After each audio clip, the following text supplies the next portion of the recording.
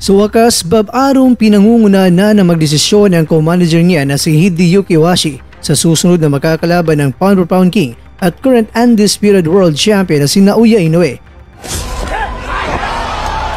Sam Goodman na nagamon ngayong Setyembre ng laban sa Australia sa nagaganapin pero ekis na kay Arum si Goodman pero ang susunod na makakalaban ni Inoue ayos pinangalanan na. Inoue, wala nang kawala, mapipilitan. Ang angas ng pinasa kaya, tuwang tao pa rin ni Sean Gibbons na former world champion na si Terence John Duhaney.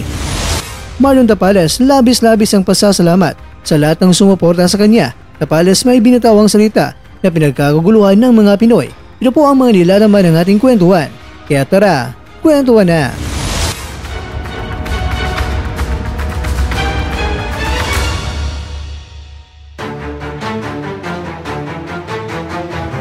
Paglipas ng ilang mga araw pagkatapos na nilapan ni Inoue itong si Luis Nery sa loob lamang ng 6 na mga rounds sa harap ng 55,000 na mga katao na nanood sa loob ng Tokyo Dome sa Japan, Bob Arum hindi napigilan na ibinunyag ang kanyang suwestyon kung sino nga ba ang susunod na makakalaban ni Inoue.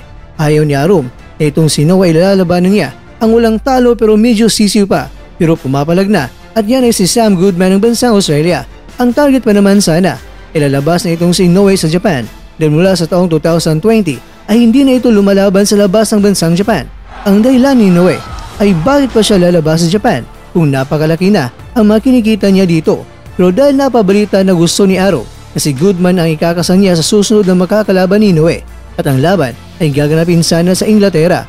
Pero sa ngayon ay tila ba nagbago na naman ang ihip ng hangin mula sa likod ng pantalon ni Arum dahil nga ito nang ibinunyag ni Goodman na lalaban muna siya ng isang laban bago pa niya harapin itong si Inoue.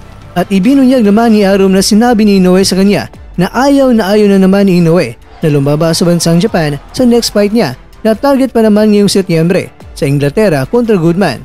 Kaya siguro mga kakwento dahil magkaiba ang mga gusto ng dalawang mga boksingero. Ang suwestyon na lang ni Arum sa darating na buwan ng Setyembre na sa Japan ang gusto ni Inoue na venue sa kanyang susunod na laban. Kaya napili niyang humanap na lang ng ibang makakalaban si Inoue na siyempre papayag na dadayo sa lunggang pinagtataguan ni Inoue. At sa wakas, ang kanyang napiling ipapalaban ni Inoue ay si Tantararan, ang former world champion, ang kilala dahil sa kanyang lakas. Yan ay walang iba kundi ang Irishman na si Terence John "The Power" Duhaney. Nako naman, medyo hindi pa rin trip hanggang sa ngayon ni Arum ang angas ng Pinas. Kung tutusin, matagal na itong naghahangad na makalaban ang kanyang alagang pagong, boksingero na makaharap. Dahil syempre, voluntary title defense kasi ang susunod na laban ni Inoue. Dahil bago pa lang itong lumaban sa isang mandatory fight, kaya libre ang team Inoue na mamimili kung sino nga ba ang kanilang mapipisil na sa tingin nila ay kayang talunin ni Inoue. At syempre, kikita din sila ng malaki.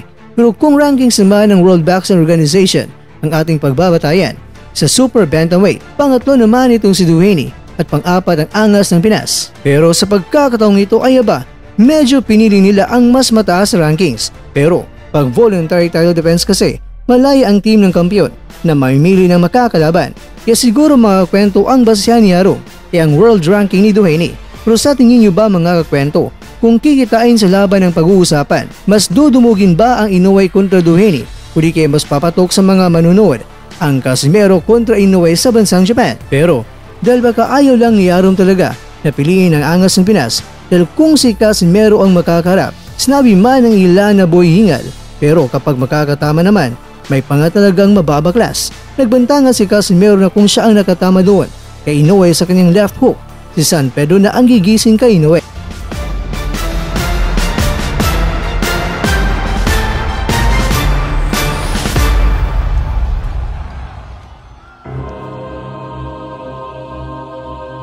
Mga kakwento, sa wakas, nagsalita na itong si Marlon Tapales mula sa kanyang pagkapanalo. Sinabi niya na kay sarap sa pakiramdam yung nagbalik kang muli at nanalo.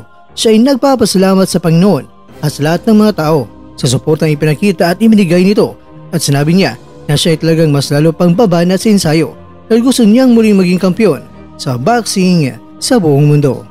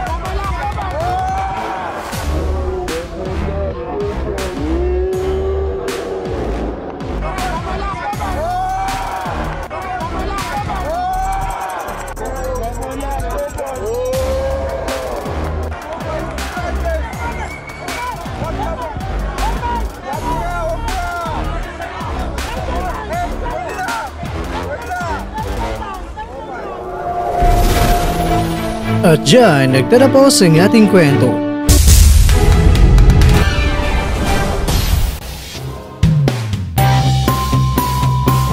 Maraming salamat mga kakwento sa inyong panonood. Pero baka naman mga kakwento ay nagustuhan niyo po ang kwento natin ngayon. Baka pwede niyo po akong mabigyan dyan ng like, subscribe at pa-click na rin sa bell button. Pero bago tayo matapos mga kwento ay syempre, shoutout po muna tayo dyan sa ating mga kakwento. Kikakwentong Christian Roy Densulit, kikakwentong Mario Frederic Billion, kikakwentong Argos Random Clips, at kikakwentong nanonood yun, shoutout siyo dyan. Bueno, hanggang dito po muna ang ating kwentuhan at abangan nyo na po ang ating susunod na video. At dito lang po yan sa isang channel na kung saan maaaring ito'y mga kwentong di pa nakwento sa inyo.